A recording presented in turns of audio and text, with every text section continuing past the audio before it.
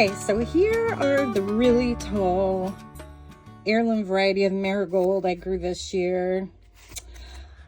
I tore the top off, but as you can see on here, they are called Crackerjack. And this one's gorgeous. I still have it blooming up in my front garden. The other one that I shared is this one, Sparkle Mix. The weird thing is the flower on this and the description. So the description said this variety only gets about 12 inches tall. Many of mine were, but I also had a really tall one. It was well over 2 feet.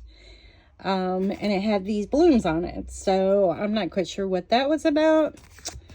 But I'm definitely going to grow these again next year. Mostly because I saved seeds because they're heirloom. And hopefully they come back the same, maybe better. And here are some of the blooms I kept to dry. You just take them off. Try to get them when they're not wet off the plants. Just pick that off and sit them in a cool, dry location. And they will dry up like this. You can break off the flower on top. And there's literally hundreds of seeds.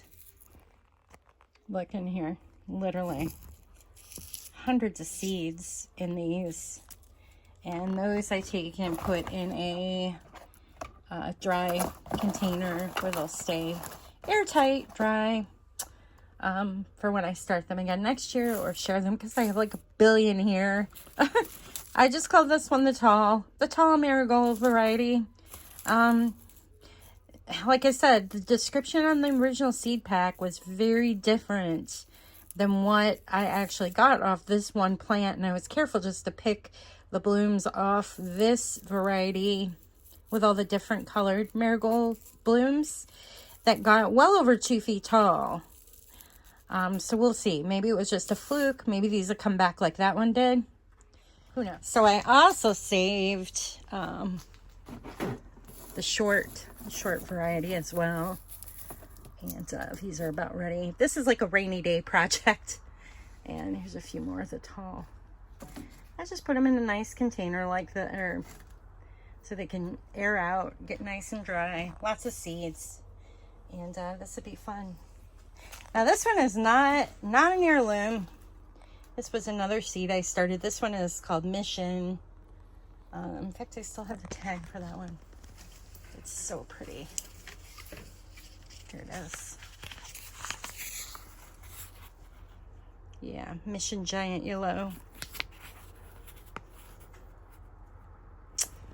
And these did really well this year as well. I planted these later, started the seed later than the other varieties. That's probably why they're doing so well still. A couple of these didn't get as tall as, like a few of these got well over 2 feet.